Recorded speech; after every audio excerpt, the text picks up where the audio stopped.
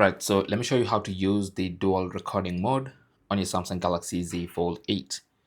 Now this is very simple. All you have to do is launch the camera and go to video recording mode.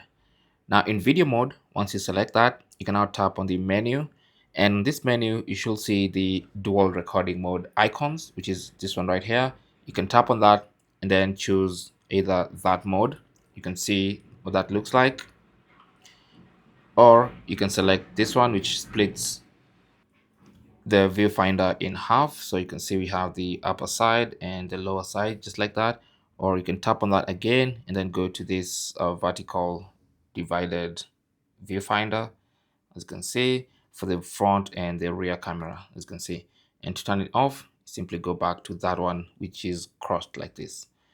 So that is basically how you can use dual recording. So once you select the mode you want, let's go back there, let's say it's this mode, then you can start your recording. It's going to record a dual video, as you can see. Thanks for watching. Good luck.